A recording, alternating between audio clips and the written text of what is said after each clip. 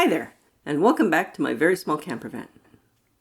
So to me, the be-all and end-all of a camper van is basically to be a bedroom on wheels. The idea is to just be able to stop and sleep wherever you are without any elaborate setup. The inside of my van is about 80% bed. It's just shy of the width of a double bed, and it's 6 feet long, but with a bit of extra tow room once the front seats are moved forward. The mattress I chose is a Shikibuton futon. This type of mattress is very easy to roll up and move in and out of the van, which was important back when we were using a rented van and had to take everything out each time we used it. The futon, being soft and flexible, was very easy to fold up if we wanted to transform the bed into a couch for those times when we wanted to sit in the van. All in all, it was a good solution. So why, you ask? Am I going from this to this? This is the new and improved mattress for our very small camper van, which can go from bed to lounger to couch much more easily than the old one. So now let's get into the why and the how I made our new camper van bed mattress. After a couple of seemingly blissful years of camping, I started to get complaints about our futon mattress. Seems somebody was getting a sore back when he slept in the van. Okay, so the mattress is only 4, maybe 3.5 inches thick, and it's quite firm by nature, being a futon. And honestly, sometimes I wasn't as comfortable as I could be either, but I'm never going to admit that. So as an experiment, we tested out an old Ikea foam mattress that we had around the house. This mattress was pronounced quite comfortable, but I had to hack off the last few inches to get it to fit behind the front seats. And since it was a 6-inch mattress, we couldn't quite sit up in bed properly, since I'd planned everything based on the 4-inch thick futon. Of course, it was too thick to fold into a couch, but it showed potential. After promising to buy a new 6-inch mattress if I ruined this old one, it was time for some mattress surgery. And honestly, it's a pretty disreputable old mattress, so I don't feel too bad about cutting it up. I rechecked all the measurements inside the van, and the folded up bed structure is 32 inches deep, and it's 48 inches wide, and fully extended, the bed is 6 feet long. When I took the cover off the mattress, I could see that it was made up of 3 layers. So using an X-Acto knife, I sliced away 1 layer of the mattress. Unfortunately, I didn't film that, but it wasn't fun. And now with one side cut away, the foam is 4 inches thick. You can see from this piece that the mattress is made up of 2 different kinds of foam. This very soft foam, which I think is a latex foam, and this more regular foam. But I think it is these channels that help to make it much more comfortable. Because I had cut away the end of the mattress to make it fit in the van when I first tested it, I needed to glue some of the scrap pieces to this section to make it wider. And the final size of this piece is about 33 inches wide. I kept the full width of the mattress, but since I took off the cover and the batting, it's now only about 51 inches wide. After I took the cover off and washed it, I then cut away the outside layer so that I can reuse the batting. And it took a long time, but I figured it was better to reuse the batting that I had rather than throwing it away and then going out and buying new batting.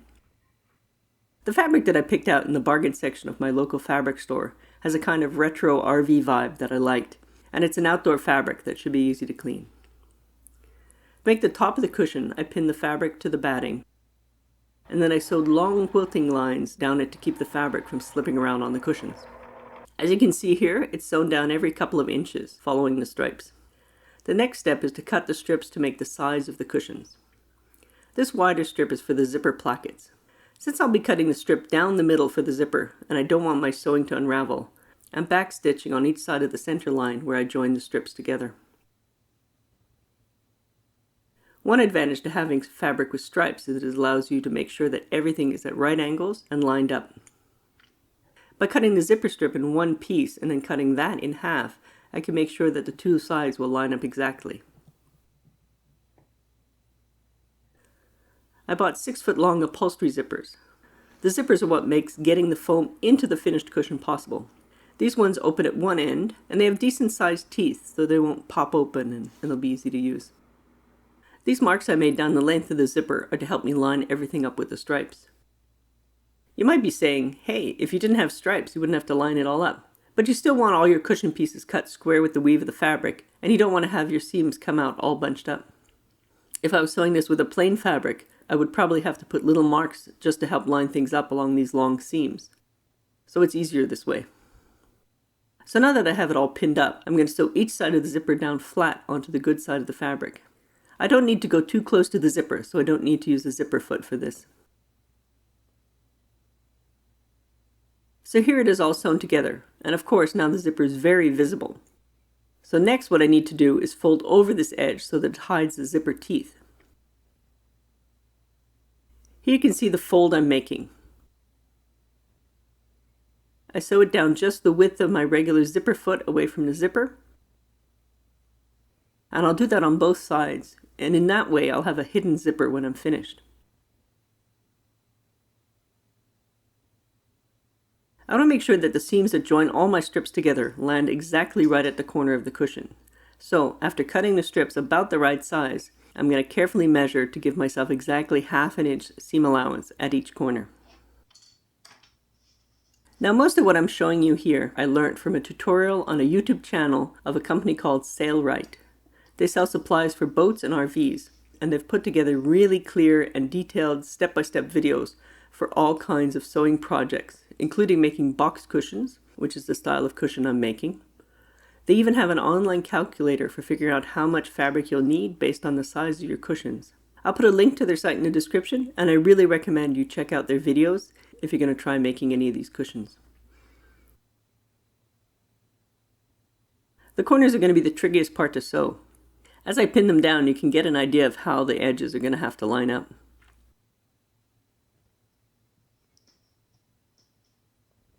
To be able to hide the end of the zipper, I'm going to need to make a little pocket. Let me just pin this out of the way for now, and I'm going to show you how that's going to work. So what we have here is the end of one of the side strips. I have just a little bit more than I need, so I can trim that, and then the rest will just fold over and I can pin it. I could have done the math and cut all the pieces beforehand, but I know myself and I wanted to make sure that I had exactly the right length.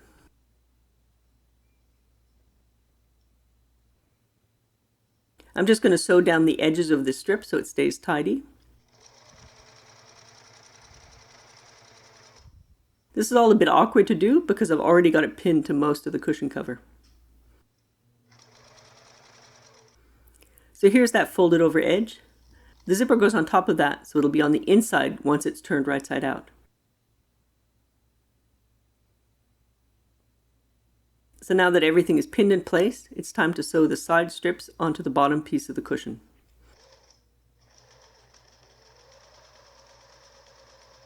I've always had my doubts about beds that are made in multiple sections, but I was willing to give it a try because I really wanted the option of converting the bed into a couch. I did make sure when I was planning the cushions that none of the joins between the cushions landed where our shoulders or our hips would land.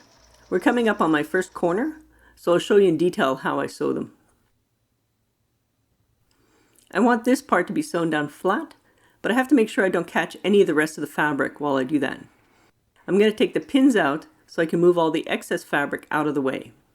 When I'm sure there's nothing that's going to get caught, I can finish sewing right up to the bottom of my side seam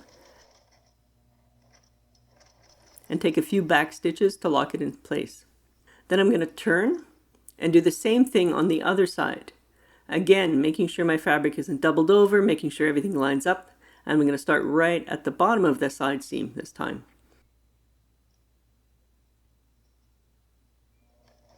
A little back stitch, and then I continue. I'll have to do this on each of the 4 corners, and then again when I sew the top piece on. I made a last-minute decision to add some Velcro to the underside of the main cushion, just to be doubly sure it doesn't slide around while we're sleeping on it. I'm putting it here along this side, where I know it's going to line up with a solid piece of wood on the underside of the bed. Can you tell I'm a bit paranoid about having a mattress made up of separate cushions? Now I have to line everything up with the top quilted piece. I can use all my stripes again to make sure that everything is lined up, and I'm going to use a lot of pins just to make sure that everything stays lined up.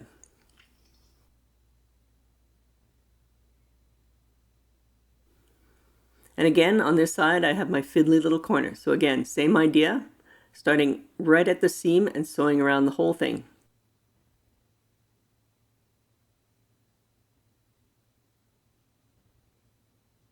And of course, it's always loads of fun to sew a big half floppy, half stiff quilted thing that's full of pins.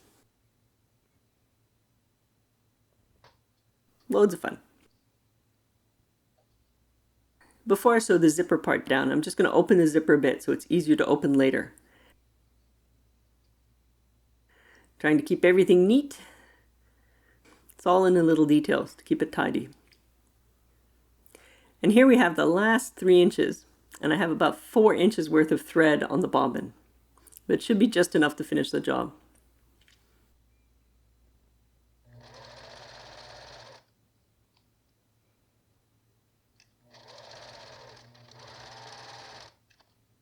And that's the last corner. Almost finished. The last step is to trim away the excess batting so it's not too thick in the seam when I try to turn it over. Just got to turn this monster right side out now. Though it's not too bad. Though this one is a bit more of a struggle because the cushion is bigger.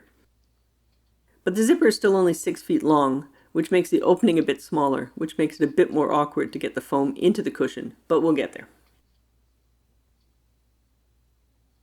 Also, when I cut the fabric, all the pieces are cut exactly the same size as the foam, but then, with the seam allowance, it actually makes the cushions a ½ inch smaller all around, which means that the foam is compressed to fit into the cover. This results in, a wrestling match to get it in, but also means the cushion is nice and plump and the cover fits snugly onto it. If it were cut any looser, then the cover would look floppy and the foam would shift around inside it. Now in theory, with the zippers, the covers are removable if I ever want to wash them. But considering what a job it is to get the cushions in there, it will have to be something really bad to make me want to take it off to wash it. Now I can tell you that I filmed all this before our vacation this summer. And now that I'm back, I can say it worked very well. That it was very comfortable, even with 4 inches of foam, and that everything stayed in place. I was completely unaware that the bed was made in 3 sections.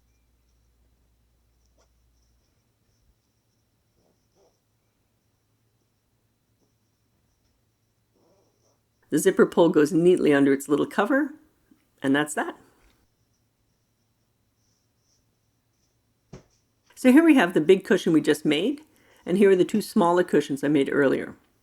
And speaking of the smaller cushions, there is one detail I wanted to show you. To be able to keep the last cushion from just sliding off the bench if we kick our feet around while sleeping, I made little tabs of extra fabric and sewed Velcro onto the back of them. The tabs go here, lined up with the stripes on the side of the cushion. So here's our little tab, all neatly sewn into the seam with its stripes lining up. I used the soft side of the Velcro just to be sure it wouldn't be scratchy when the cushions are being used in couch mode. And this is how it's going to wrap around the edge of the bench. I'm using self-adhesive Velcro. The Velcro goes here. And I want to make sure it's going on straight. There's nothing worse than sticking something on and it not being straight.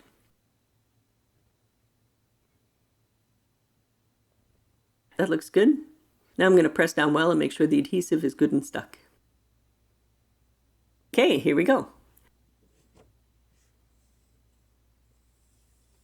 This cushion gets a little bit compressed to fit into the space between the armrests, and that should hold it from shifting around. The bottom pieces line up with the end of the bench. It's not the full width of the bench because I chose to make the 2 smaller cushions the same size for when they're in couch mode. And once the Velcro is attached, it really doesn't budge. And the middle section just stays in place because it's wedged between the 2 other cushions. And that's it as a bed. And here we have the reclining bed mode. And this is it fully set up as a couch. And as you can see, I have just enough headroom when sitting up. The same should be true when sitting up in bed. I hope this was helpful to you, and I'll be back soon with some other updates I made to the van. Thanks for watching.